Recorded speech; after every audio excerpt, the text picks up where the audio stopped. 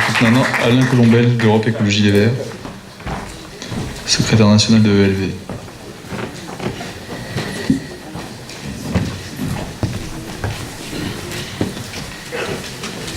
Juste une petite précision, je ne suis pas secrétaire national d'Europe Écologie, mais simplement secrétaire national adjoint. Et il me semblait indispensable, en tout cas pour un mouvement comme Europe Écologie Les Verts, d'être ici présent durant cette journée autour de la question de la gratuité. Quand Paul m'a envoyé l'appel qu'il lançait, je crois, à l'automne de l'an dernier, j'ai immédiatement signé avec quelques-uns quelques responsables d'Europe Écologie Les Verts, dont notre porte-parole, non pas parce que Europe Écologie Les Verts, aujourd'hui, est totalement a totalement finalisé son rapport à la question de la gratuité. Vous le savez, ça a été évoqué d'ailleurs ce matin par des copains de Grenoble. Il y a des communes, comme par exemple à Grenoble, où la question de la gratuité n'est pas portée volontairement aujourd'hui par des responsables d'Europe Écologie Les Verts. Mais il y a d'autres territoires, et j'en citerai un tout à l'heure, comme celui de l'agglomération de Dunkerque, où un de nos élus, Damien Carême, qui est ici, qui est, je pense, connu par nous tous et nous tous, porte ce projet de gratuité des transports depuis le début. Donc le débat, il est ouvert, et si je suis venu ici, c'est aussi pour écouter ce qui se disait ici et là par d'autres composantes de la gauche et des écologistes pour alimenter notre débat en interne et savoir dans quelle direction nous devions porter nos regards. Nous avons au sein d'Europe Écologie Les Verts des membres qui sont favorables à la gratuité, j'en fais partie, d'autres qui sont plutôt et là c'est un débat aussi que j'ai entendu durant la journée pour défendre le revenu universel d'existence, et comme j'ai entendu que pour certains le revenu universel d'existence, Paul Jorion tout à l'heure, qui disait que ça rentrait quelque part en contradiction avec le principe de la gratuité. Moi, je suis plutôt de ceux qui pensent que principe de gratuité et revenu universel d'existence doivent se compléter, doivent se nourrir l'un l'autre. Alors pourquoi je suis, moi, favorable et pourquoi j'ai signé cet appel? D'abord parce que la gratuité, ça a été dit tout au long de la journée, ce n'est surtout pas un problème purement technocratique ou purement comptable ou financier, mais c'est d'abord effectivement un choix volontaire, un choix politique vers un autre modèle de société. Nous sommes tous ici conscients que notre modèle de développement que nous connaissons court à ses limites, que nous les connaissons, que nous sommes aujourd'hui à la croisée des chemins entre d'un côté un capitalisme financiarisé qui a besoin de privatiser la société ou l'ensemble des dimensions qui constituent une société, et de l'autre les limites planétaires qui, elles, sont de plus en plus prégnantes, jusqu'à quel point où on trouve aujourd'hui dans les médias, dans la littérature,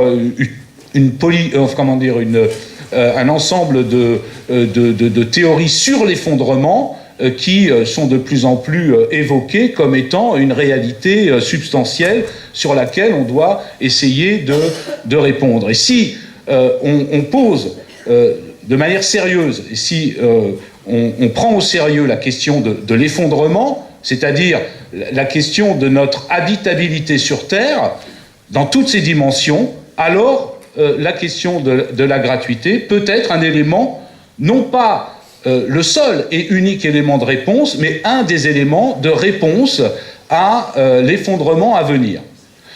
Je dirais que dans les politiques de l'effondrement, on a aujourd'hui un certain nombre d'outils, qui s'expérimentent sur certains territoires. Je parle des territoires résilients.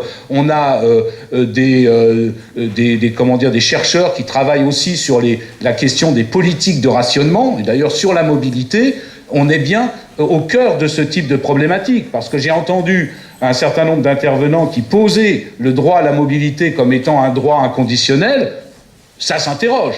Quelle mobilité? De quoi parle-t-on? Et comment répond-on effectivement à la question qui ont été soulevées tout à l'heure sur les gaz à effet de serre, etc., si on ne s'accorde pas sur le type de droit à la mobilité que nous souhaitons défendre. Donc il y a bien des questions que la gratuité pose, que nous devons essayer de débattre très largement ensemble, et je pense qu'il y a effectivement des nuances, mais dans tout ce que j'ai pu entendre depuis ce matin, rien ne m'a choqué fondamentalement, et je pense qu'on a donc un terrain de débat possible entre nous qui est tout à fait positif.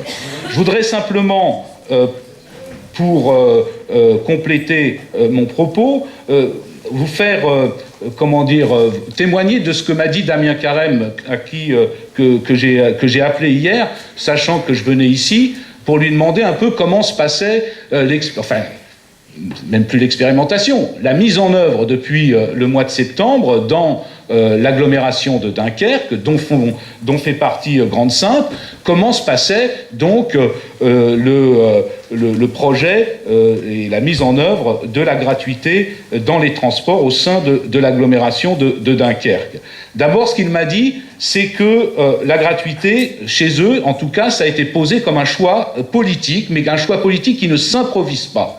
C'est-à-dire qu'il y a eu tout un travail d'élaboration préalable avant la mise en place générale de la gratuité dans la commune, avec une expérimentation sur les week-ends, par exemple, qui avait été menée avant, avec des débats, des référendums citoyens au sein même de l'agglomération pour porter le projet de la gratuité, donc une gratuité qui ne s'improvise pas et qui a été accompagnée, ça c'est très important parce que sinon ça n'aurait pas marché, qui a été accompagnée par une profonde réactualisation ou modernisation du réseau.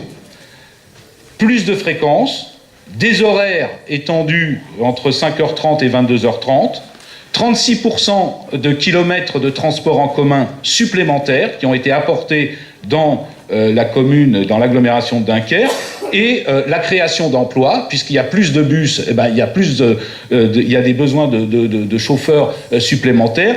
35 postes nouveaux de conducteurs ont été créés au moment de la généralisation.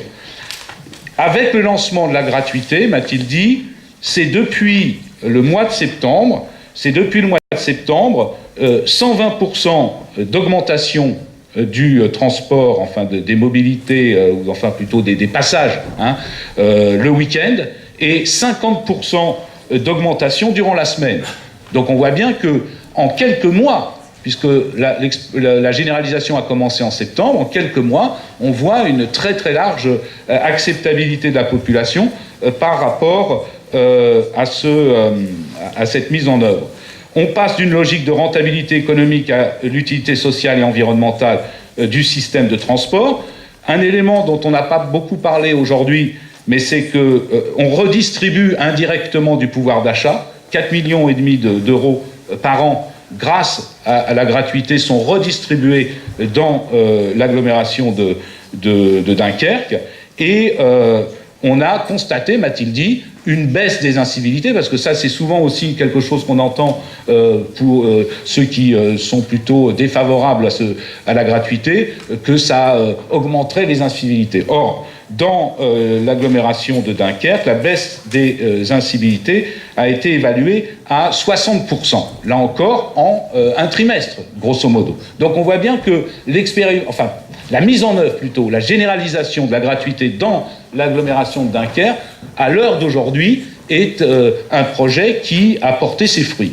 En conclusion, je dirais que le débat entre nous doit continuer. On voit bien qu'il y a, dans l'ensemble des interventions qu'on a pu entendre, et elles ont été très larges, puisqu'on a parlé à la fois de la culture, de l'éducation, de la formation, etc., des transports, on voit bien qu'il y a encore des éléments qui ne sont pas stabilisés dans la manière d'appréhender la question de la gratuité. Le débat doit donc continuer entre nous, mais je suis tout à fait enclin à penser qu'il va se poursuivre et que nous avons les supports politiques, associatifs, syndicaux pour porter ce débat jusqu'à son terme. Merci.